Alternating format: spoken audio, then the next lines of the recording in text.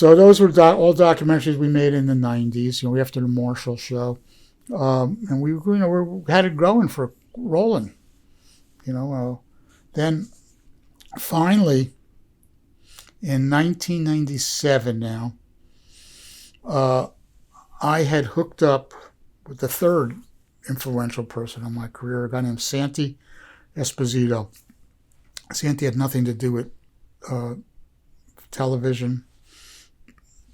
Santi was the chief counsel on the House Transportation Committee in Washington, D.C. He was a high-level guy and we went to him. We said, Santi, can we get any money from the federal government for this? And he said, yeah, and there's a backstory, which I'll skip. And he goes, let's try to do it. So it was a transportation bill in Congress, and there were sort of amendments to the transportation bill, and we couldn't get in those. But there was a big one coming up. It was supposed to happen in 1996, and we try to get in it, but gets postponed to 97 for various reasons. And we go to Washington. We meet with the chairman of the Transportation Committee and the ranking Democrat on the Transportation Committee and the subcommittee chairman, and we're meeting with everybody trying to do something. And we come up with the idea, Santi did, to have a provision in the bill called the Infrastructure Awareness Provision. And this was going to provide money to make our documentary series to explain to people what the investment was by the federal government in public works and infrastructure. And it made sense, because they're spending a lot of money. You might as well tell people what they're doing. And so, and to be available on public television stations, so everybody around the country would see it. And so I go meet with the chairman, who was a guy named Bud Schuster. He's from Pennsylvania. And he was they called him a pothole Republican. And the reason, what that meant was, that he was, for building these stuff as long as he could build a lot of stuff in his district, right? Oh, yeah, they'll do that. And so then they had two things they did. Once they had earmarks, which everybody got some money for their district. And then they had the big programs that they funded. But we were not an earmark. We were a special provision for infrastructure awareness. So I go in to meet the chairman, and the chairman says to me, well, tell me what you're doing. So I go in, and I'm just going to tell the story of the investment we've made in our public works and infrastructure and how the federal government has done this and made lives better for people, all across the country in various ways. And that's about, I have my usual spiel. It was a little longer than that, but not much. And he turns to his chief of staff and he goes, Jack, can we get this in the bill? And Jack goes, yeah, we could do that. He goes, Ken, this is great. This sounds great. Keep me posted what's going on. I walk out the door. That was it. Right? That's the meeting. Yeah. And I'm in the lobby, of his office, and he's in the back. And his chief of staff comes back, Jack, comes out and he goes, Ken, that was just great. I've never seen the chairman more enthusiastic about a project than any time anybody's been in the office talking to him about something. So I go, really? Because I didn't think I did that great. I have done the pitch way better. He goes, no, I'm telling you, really. So boom, the thing gets in the bill. They go meet with the Senate. They reconcile the bill.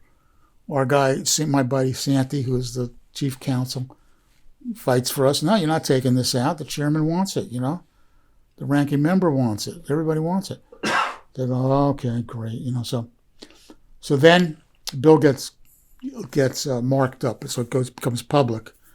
Then the big media outlets, the newspapers, NPR, Washington Post, New York Times, and so on, they write their annual bill about pork barrel projects in the transportation bill. We're on the list.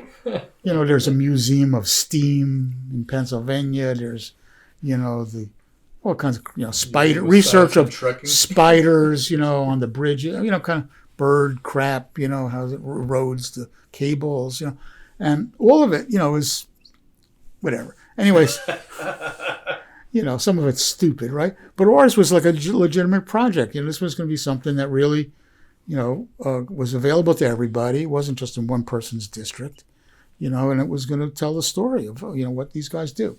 So it's in the Washington Post.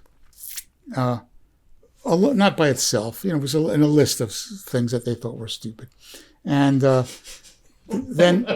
Right. I hope they had a better headline than just a list of things that are stupid. No, it wasn't much better than that, Boris. Sometimes really. Like honesty. It was like that, It was, oh, look at this stupid thing there. So, anyway, the two things happened. One, the NPR calls me up. Steve Inskeep. You guys, you've probably heard him if you listen to NPR. Steve Inskeep, he goes, so, Ken, I'm doing an article about how things get into the transportation bill. And, I saw your project and it sounded interesting, so I thought I'd call you up about it. I said, Steve, don't bullshit me. You think these are stupid projects. They're pork barrel and and you want to make fun of it. And I'm telling you, you're in public media. I'm doing public television shows. You know how hard it is to raise money. Why are you doing this? Do something that's actually stupid. This is something that's, that's worthwhile, And he goes, no, Ken, that's not how I'm going to approach it. I go, yeah, cut it out, man. You don't bullshit a bullshitter. And so he gets a little defensive.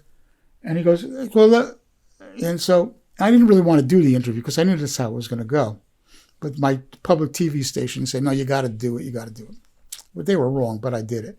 And so I'm talking to him, and he goes, well, so tell me, so what happened? So I go in and I told him the story I just told you. I went in to meet with the chairman, and here's what happened. And I told him what it was about.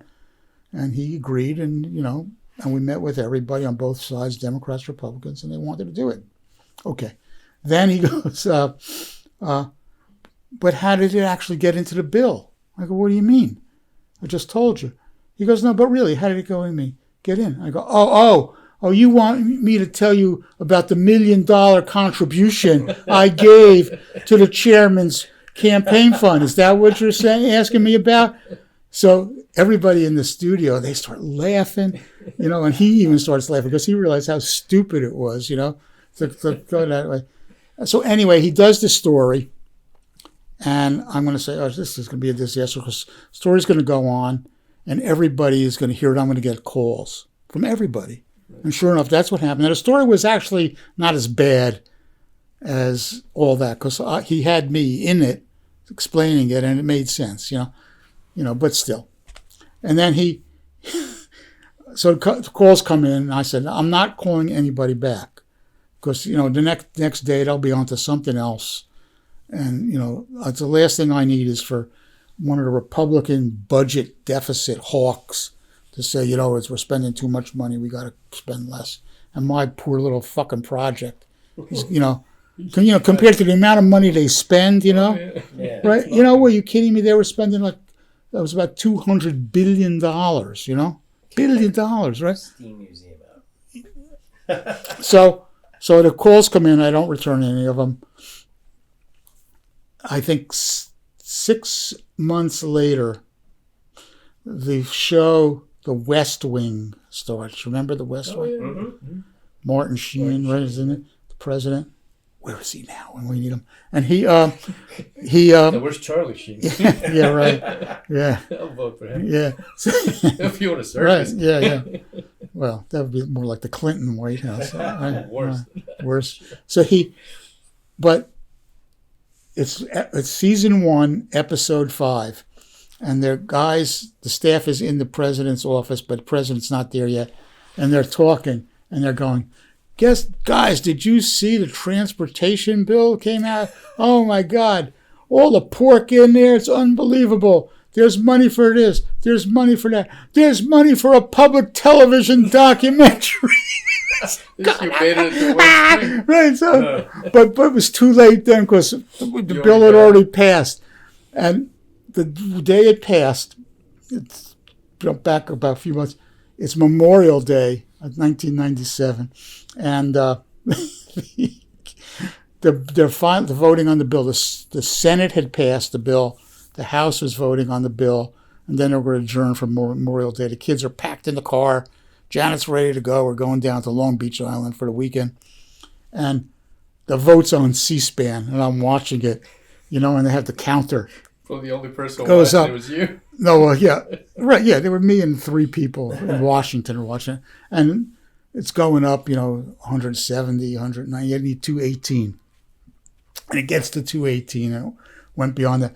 And I'm in that room around the whole corner and screaming and yelling, and the top of my lungs, we did, we got the money. Yeah, it was my Super Bowl. And the kid, Artie, runs in. He's 12, and he goes, "Dad, are you okay? Okay, what's going on?" Call 911. Right. And I said, "We did it." So that was it. So that was the money we needed to make the show. We made the shows over the next 2 years. Some of it we had already shot, of course, as I told you earlier. And then we had to wait another year for PBS to schedule it. But a companion book came out with it. It was published by Simon & Schuster. We got money for that. And, we had our show about, a little event happened around then. The show was on in, when was it broadcast? 02. Was it 01? No, it was 02, yeah. Oh, so it was after September 11th? Yeah. So September 11th happens. Yeah, it was done. So you finished it. That's why It was done. Yeah, so, and then we had, we started making two other shows, which I'll mention to you, that were both nominated for Emmys. But that was the end of the saga. So it was from start to finish. Like the first letter I wrote probably in 1985. The first money got raised maybe in 86 or 7. The show, and 15 years later was broadcast. So, it was like, but it's public television. Nobody takes you seriously unless you've struggled for 10 years to bring your. Yeah, well, that's don't get me started. Don't get me started. So you finished that one, and then September 11th obviously happens. You ended up being the only crew allowed to shoot. How did that happen? Yeah, well, that was total serendipity. It's a good story. Goes back again to the engineering story. I worked with my cousin, who was an engineer. We went to Rutgers together as engineers. He stayed as a civil engineer. And on the engineering series, I got to know one of the partners in his firm, who became pretty good friends with us and helped us out on the 4-part engineering series. Well, he also, September 11th happens. We're in New York. I get back here to New Jersey. Can't get back into New York for about 3 days. But there's an article in the New York Times about the engineers that go down to Ground Zero. And one of them was this fellow, my cousin's partner, George Tamaro. And George had worked on the original slurry walls when they built the original World Trade Center towers. And he was one of the world experts in these slurry walls. So he knew what was underneath all that. Yeah, and he knew, and he was called down there to go down there immediately and try to evaluate what had happened. And he knew, what was there. And I call up George, and I said, "George, can we come down there with you?" And he goes, "Yeah, that'd be great, except they're not letting anybody down there." And I go, "Oh, shit, well, that was a good idea." That's the end of that. Then he goes, "But, I'm going to meet with the mayor," it was Giuliani, obviously, "and I'm going to ask him. And I have an in." He's the guy that threw a cane at you when you were at the Emmys. That's right. I should. And there was this crazy connection between the people who had gone to Manhattan College, which George had gone to, Giuliani had gone to, and there's this whole little group. And so they had this little connection, and Rudy Giuliani says, "Yeah," to him. So, but a week goes by, 10 days go by. I haven't heard from George. And then George calls me back and he goes, "Hey, Ken, how you doing?" I go, "Hey, George, I haven't heard from you." And he goes, "Yeah, I'm meaning to call you." And he's like yanking my chain. He goes, "Guess what? You can come down here." So we set the ball in motion. We had to meet with the city officials who were running the place. But George was a big shot down there with them. And we got down there. We got down there maybe 2.5 weeks after. So by then it was like no chance that anybody was alive. And we hung out with them for another week or two. And I think the first film we actually shot was about a month, maybe just a little less than a month after 9/11. Were you trying to just...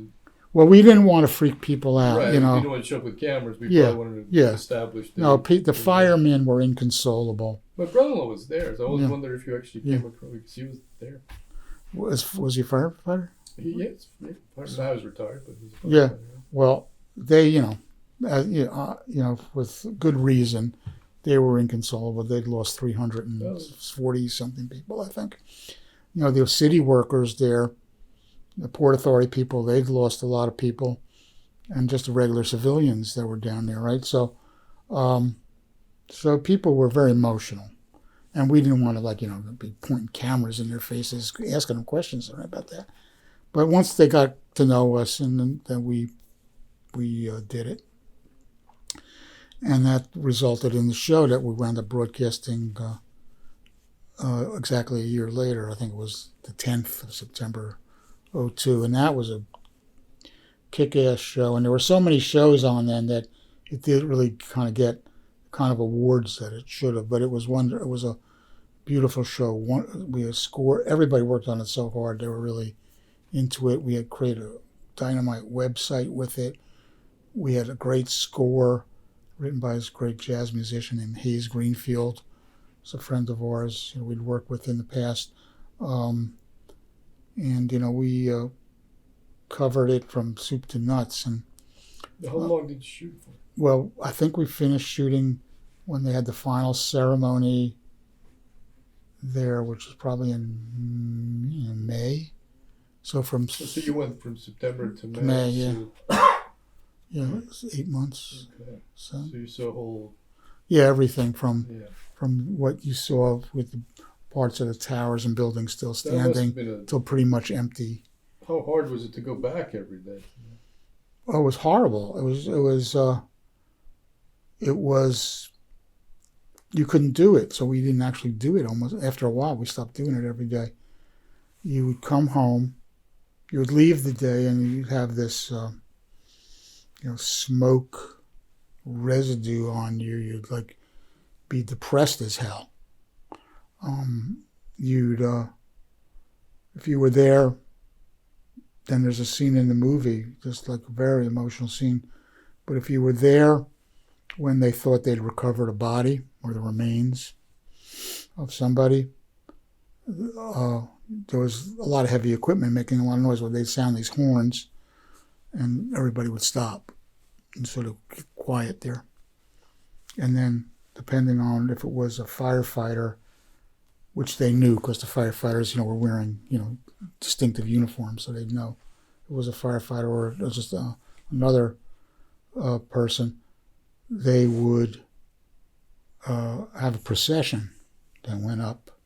They had built a ramp up to the ambulances, and I can't remember where they took the remains, but to try to identify them and so on. And you'd sit there, tears are coming down your face. The firefighters were just horrible. It was just brutal. So I don't know how we just did it. We just did it. We became very, very close to the construction guys there. For years after this, we would see them. I'd see them. Seth Kramer, was down there a lot. He would see them. And it was like, a bond, forged like a battle almost, which is how you felt. And you tried to, if I ran into one of these, I don't see them that much anymore, but, I just think about them a lot, about those guys. Yeah, I spoke to my brother-in-law about it a little bit, Yeah. but I didn't want to prod because I can't even imagine No. picking up the, There's a scene in the show where the construction guys who are, operating the equipment and trying to clear the debris, and I mean, you got to remember, this is like very heavy stuff. You can't move this stuff easily. And the firefighters, who want to be up close and try to see everything, and they're going, you can't stay there, you're going to get hurt. This machine is going to there's enough people who've been hurt here. You don't want to have anybody else, Sure. And they go, yeah, but, we can't see anything. If we stand back there, we're not going to. And they kind of, they worked it out finally. They were at loggerheads for a while, but they worked it out. So that was really a real experience. The show came out terrific. People who actually took the time to watch it realize it's a distinctive program about it. Yeah, it's an amazing show. Yeah, 90 minutes. We cut it down to 90 to keep it. Had a big fight with PBS about when they should broadcast it, which we lost. But they broadcast it at 10 p.m. Whoa. So it went from 10 to 11:30 as opposed to That's 9 bad. to 10. They're stupid. They're stupid. I mean, you have a 1-year anniversary of 9/11. Well, they had, what the show they had? That was only an hour long. I think they wanted to put, was the show about the airplanes that landed in Gander. That's a Broadway show now, Come From Away. Now, it's a sweet story, they welcome them down, all that. Still, But it's, what the for God's sakes. Why do I have to say fuck? Sure, you can Okay, say whatever so, you want. nobody's. No, No, Yes. I didn't say that. It's true. Janet will watch it. So then, the same time as that, I left out one of the Emmy nominated shows, which was the Trial of Adolf Eichmann.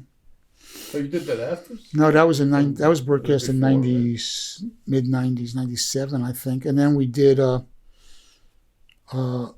second Holocaust show. We did also in around 2000 about resistance, untold stories of Jewish partisans. That's right. Yeah.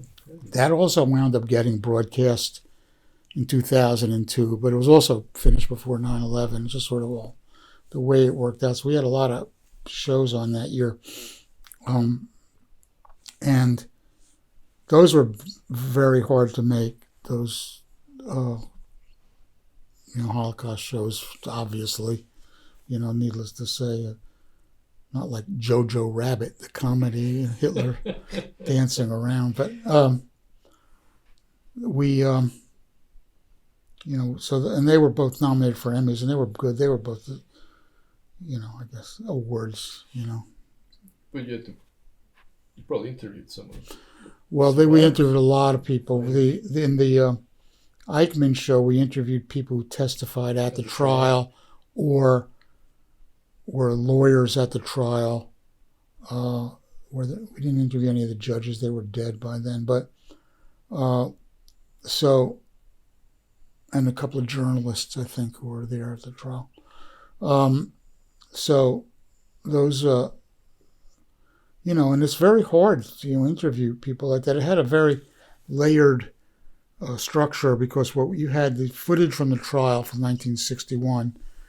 You had the events that the people were testifying about, what happened from 1940, 1, 2, 3, 4, 5, and then us interviewing them in 1990 something, right? And so the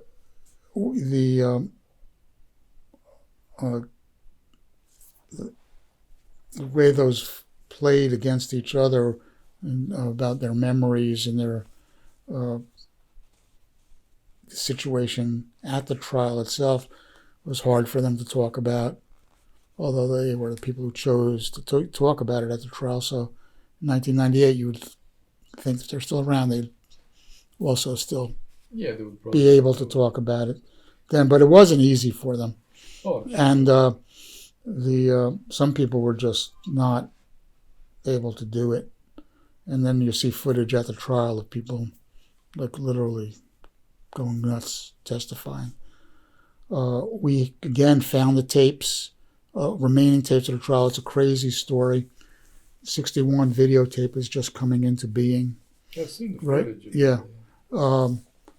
Some little company, which became a big company, but at the time was called Capital Cities Television, became part of ABC, or they bought ABC. But back then they were a small company, got the contract to tape the trial. They did tapes on some reel-to-reel tapes. They sent tapes back to the U.S. to be edited. Somehow, cutting the tape on to for news broadcasts. Bottom line is, of the some 200 hours of tape of the trial, like some portion of it exists. I'm not sure what percentage, but a portion of it exists. And then that got lost and then found in New York City. And then, so the copies then finally got made, and we had these really, pretty bad quality, but usable quality tapes on 3/4 inch tape. And we looked at, I'm going to say all of it that we had. There were transcripts of the trial, so that was longer than the tapes. Wasn't the book mostly based on transcripts as well? No. It was based on somebody. You mean the Hannah Arendt book? Yeah. No, it's based on her being at the trial. Okay, but Yeah, okay. yeah, I she read was it a long there. time ago, so I'm Yeah. trying to remember what she keeping notes or whatever. Yeah, she was keeping notes. Yeah, she might have referred to transcripts here and there, but mostly not. But that's a different story. Right. So then we found the people who are still alive. Most of them were in Israel. Took a big trip to Israel and interviewed them. Interviewed the guy, a guy named Isser Harel, who was the Mossad chief who was on the mission to capture Eichmann. That's an interesting story. Whoa, right there. baby! This guy looking at the room about as far as I am from you, and it looked like he could reach across and like put me in like a death grip and kill me. That's how he looked. It was like he was some interview. Then we interviewed one of the prosecutors, who was now a Supreme Court judge in Israel. He was the last interview we did. I'll tell you about that one. And then a bunch of many witnesses, all of whom were like, oh God, one after the other of, oh my God, I can't take it. And so the judge, the last day we were there, his name was Judge Bach, Gideon Bach, and he was the assistant prosecutor, not Gideon Bach, it was Bach, forget his first name. And he was the assistant to the prosecutor, head prosecutor. So and they switched off doing the examinations. And the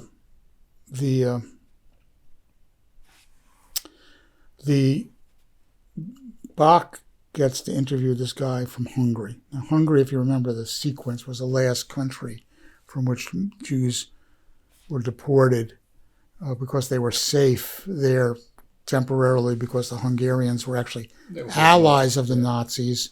So they were running their own country, so the Nazis couldn't come in and just tell them what to do until 1944.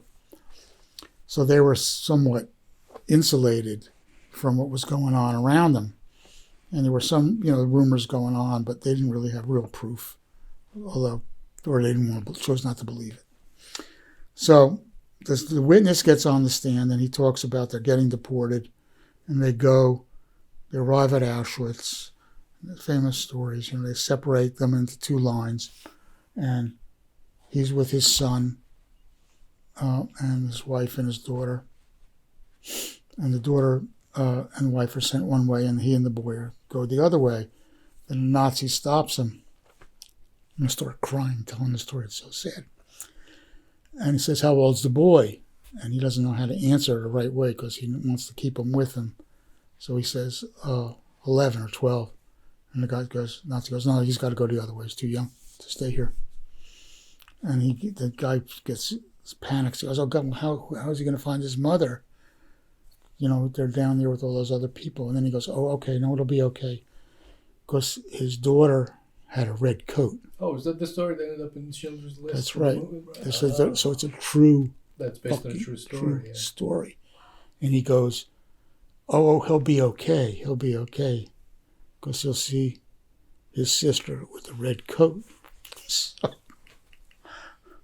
So the judge, the prosecutor, goes, he says this, and I couldn't talk. And the judge says, Mr. Bach, and everybody's looking, Mr. Bach, you have a question. And he's saying to me in the interview, he goes, I couldn't say anything because the week before I had just bought my daughter a red coat. And all I could think of was my daughter walking that way, to her death. And so I was speechless there. So I'm behind me, I hear the cameraman, and the sound guy, and Dan Miller, my assistant producer.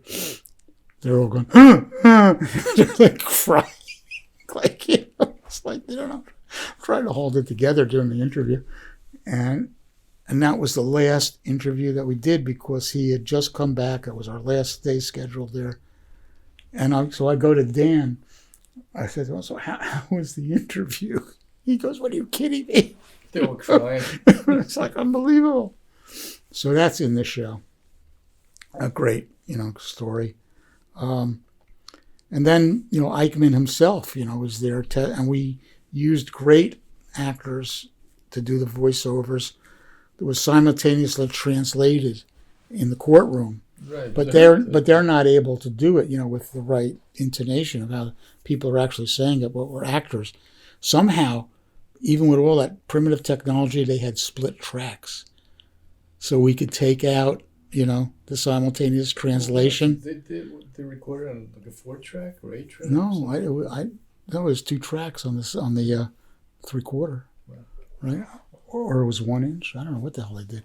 But anyway, there were 2 tracks, so we could take out their simultaneous translation, but keep the whatever they were speaking, German or Hebrew, of the witness, and then layer back on our voiceover. We had really good people who did it. Bizarre testimony, and it's completely matter of fact. Yeah. Well, Eichmann was very interesting, because if you listen to him really carefully, you do notice some nuance.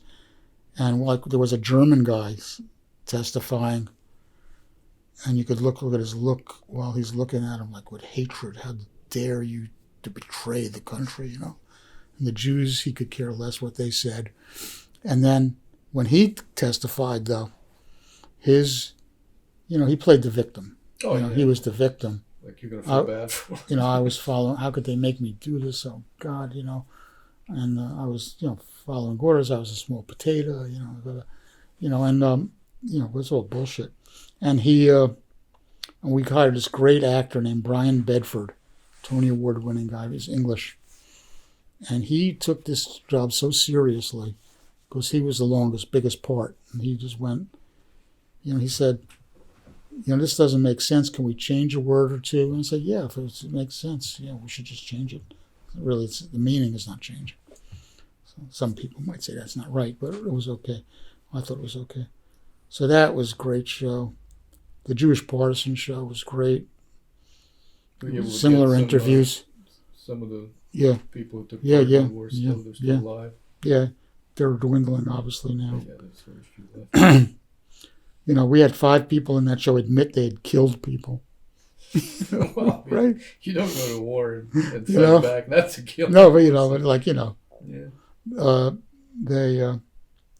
So it was a good show. Anyway, I'm digressing. So. No, it's an interesting story. Yeah. Well, and it's filmmaking, so it's a team. You're never doing it alone. You always have to have good people working with you. We always had great editors. Well, especially documentaries. Great camera people. Yeah. It was a big part. And then you did a second 9/11. Yeah, we did 5 years later. We did a 5th anniversary show, and we were going to do a 10th anniversary, but we kind of lost interest in it, I guess. Not that's the wrong word. We kind of ran out of gas. Well, there was a lot of stalling in the rebuilding. Yeah, well, yeah. Part. Total. So yeah. 5 years after, you probably didn't have enough material to, like, what are you... Well, it was no there the same emotional content. The building was, controversial and lots of disagreements and not that interesting, really. At the end of the day, they're not that interesting. But so, yeah, it was a pretty good show. I mean, I wouldn't say disparage it at all. My last 2 shows were about Alaska. That's right, because I remember when we were going. That's an interesting guy. And, tell us about him. Yeah, well, the first show goes back to the engineering show. And I went back somewhat disingenuous. Is that the right word? I figured I could get more money from the transportation bill again. But it was a little more narrow. And the show was going to be about building in Alaska. And it turned out that the chairman of the Transportation Committee was Don Young from Alaska. So he was not going to say no to that. Good timing. And he had a lot of power. He was really on the other end of the spectrum in terms of pork barrel politics. He said proudly when people asked him about projects that he put into the transportation bill for Alaska, he said, "I stuffed it like a Thanksgiving turkey." He had like the famous Bridge to Nowhere. That was in the bill. 2 other projects, both of which made a little bit of sense, as opposed to the Bridge to Nowhere, weren't in there. Were in there, I mean, but they never got built. None of them got built. There was $600 million in there for those projects, roughly $200 million each. They did some engineering work and blah, blah, blah, but they did nothing, zero. Well, not zero, but very little. But our thing got in there. And my buddy Santi Esposito, who's now a private lobbyist, so I had a lobbyist, the only documentary filmmaker in America with a lobbyist. So Santi, but he knew everybody on Capitol Hill, especially in the transportation and engineering world. And he worked with Don Young and one of Don Young's aides who he knew from back then. And they got the provision, infrastructure awareness provision, renewed for even a little bit more money. And he told me the story. I just called him a few weeks ago, and we were reminiscing about it. He goes, "Yeah, we went in to reconcile the bill with the Senate. The Senate guys said, 'No, we're not doing this.' And he goes, 'What do you mean? Of course you're doing it.' And he goes, 'You're not doing it.' He goes, 'The chairman wants it. We're doing it.' He goes, 'We're not spending this much money.' And I think it was, I'm going to say $2 million, right? For this. He goes, $2 million, that's too much. We got to cut it. He goes, 'Will you cut something?' And Santi goes, 'All right, I'll cut something.' He goes, 'Well, how much will you cut?' He goes, $20,000. He goes, 'What do you mean $20,000? That's it. That's what I'll cut, $20,000. So the bill came out, $1,990,000, whatever, let them do the math, So that got funded a big documentary, which we did again for PBS, on building. It's called Building Alaska. Mainly it talks about 3 big railroads that were built in Alaska, and then kind of finishes up with some more modern projects. Doesn't talk about the pipeline. Mentions it, but doesn't really talk about it. But goes back to the gold rush of 1898 with a clip from Charlie Chaplin's Gold Rush in there with the bear. Remember the bear? Yeah. We have that was a gold rush, and you can still ride on that railroad if you take a trip to Alaska. It's a tourist railroad now. It goes up these really narrow gauge mountains, winds around, and it goes up into the Yukon, basically, so people can get gold out. And it was really cool.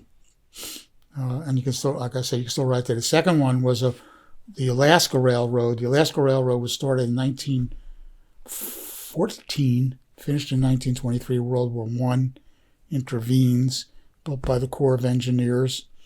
And this was a railroad that basically made Alaska habitable. goes from Seward to Anchorage, which was created as a result of the railroad. That's where they started it from and went in both directions up to Fairbanks. There's a third railroad that was built in around 1905 or so, and that was a private railroad that was built up into the copper mines in the Wrangell Mountains. And these are all great feats because it's very hard to build anything in Alaska. It's hard to get material there. It's hard to build in what they call hostile environments, not just the weather, not like people attacking you. Bears. Yeah, the bears. The only easy thing in Alaska is making snowballs. Yeah, that's probably. And then we finished up with a couple of the roads that were built after the railroads. The Alaska Highway, which was a World War II road that built from the lower 48 through Canada to Alaska, which really was to defend Alaska, basically. And Alaska, the story is that the Japanese actually captured two islands in the far end of the Aleutians, actually closer to Japan than they are to Alaska. But nevertheless, it was part of American territory. So, and then and then a couple of roads that they built. So it was a pretty exciting show, very well done. Had problems with PBS about that as well. Then my final documentary was in the course of, goes back to my first engineering project, sort of like ending the story here, my career. In 1986, I went up to Alaska to a conference, one of those ones that they were talking about the Marshall Plan for this, that, and everything else. And I met the former governor, Wally Hickel, there in 1986. I met him again when I was doing the Building Alaska show. I said to one of his assistants, now he's long retired by this point, has anybody ever done a biography of Governor Hickel? And they go, no. I said, well, what do you say? And that started that project going. Was he the one that got fired by Nixon? Yeah. He was he was front page news in America in 1970.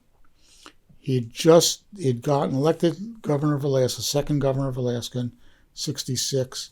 Nixon gets elected in 68 and 69. He appoints Wally Hickel, to his cabinet as Secretary of the Interior. So he's a Republican businessman from Alaska. Gets through Congress. The Democrats, think he's going to be pro-oil, pro-business. They think he's, but he gets confirmed finally. He's the last cabinet member to get confirmed. So now he's and a week into his office, the Santa Barbara oil spill happens, and he goes out there and he starts whacking the oil companies. And I go, what are you doing? Come on, man. A little slap on the wrist, but so he's pissed, because he's from Alaska. He knows what a pristine environment should be, and he respects it. He thinks business and an environment can coexist and things can be done wisely. Anyway, the Vietnam War is going on. It's 1969, 1970. Kent State happens. Hickel has 4 sons, 5 actually. One was from a different marriage, but he says 5 boys, and half of them are draft age. And he says, what the hell are we doing here? We're killing our own kids over this war. It's tearing us apart. So he writes a letter to Nixon saying, this is wrong. We can't keep doing this. And you got to listen to these young people. And the letter is leaked to the press. There's a mystery about how it got leaked. But Nixon, the shit hit the fan, but basically he gets fired, but he was the only one. It was the first chink in the Nixon armor, that led to his ultimate demise. But he goes back to Alaska where he becomes governor again, and it turns out that he leaked the letter to the press, because, he knew, he had to make the point known to America and not just, to the administration. He denied it until he died. He says, I don't know, it might have been a draft that got left, But his press secretary, who he later on had fallen out with, but told us that, yes, Hickel told him, send this to the reporters. What a shock, a politician with principles. Yeah. Well, anyway, see that. He goes back to Alaska. It's a great story. I think the documentary came out great. Goes back to Alaska where he does something even more infuriating. He says, here's my philosophy. My philosophy is this. The world's characterized by poor people living on rich land. Now, poor people could benefit from the wealth on their land, like we do somewhat here in Alaska. There's no legitimate reason for poverty. This is a Republican businessman. They're going, what? What are you doing? Shut up. Shut up. And so, in Alaska, they set up, when they found the oil, that they set up what they call a permanent fund. The fund is invested in all kinds of things. Every Alaskan gets part of the dividends of that fund. $5,000 a year. Yeah, for every man, woman, and child. So, so it helps a lot. Sure. Hardly any place in the world wanted to do this. His message mostly fell on deaf ears. Here and there, like Norway, they similarly have a lot of oil wealth, and they have used it. I don't know if they have a individual dividend, but they've set up a fund for, public benefit. But he said, what about Africa? These corrupt governments, they're wealthy countries. Why can't we do this? Well, why? Because a lot of places. So, but they don't. And he advocated this for the rest of his life. He was very respected up there. He became governor again. He set up these institutes for studying issues of the North, living in those climates, the great wealth that's up there, still untapped in Russia, Canada. He was, involved in the creation of pipeline, of course. He was a champion of native rights up there.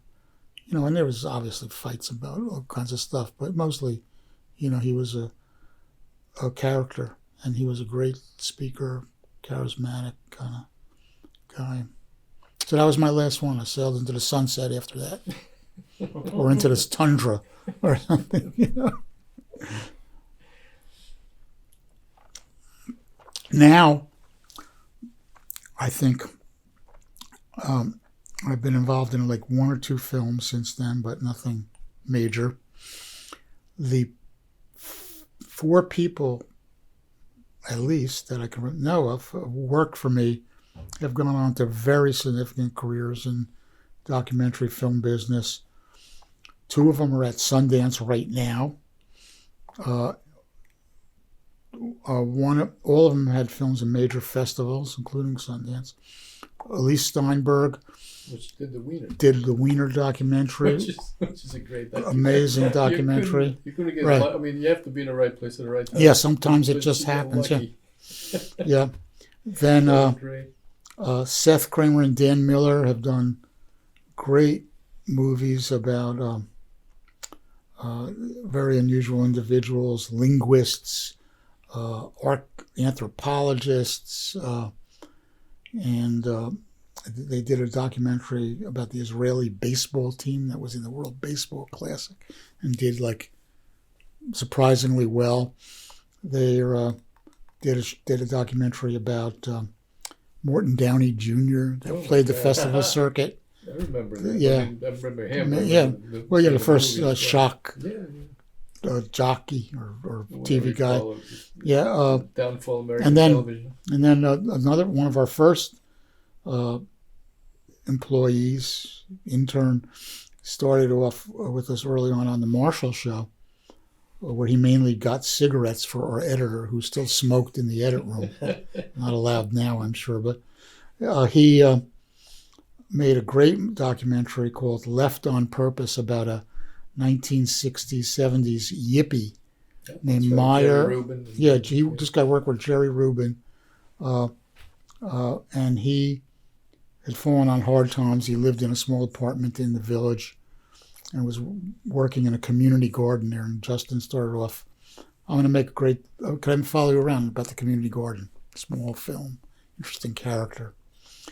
It turns out they start making the movie, and the guy says to him, Justin, this is great. I'm having a lot of fun working with you, but I'm telling you, I'm kind of sick and I'm depressed, and I've decided I'm going to kill myself. So Justin goes, "What? What are you doing about it?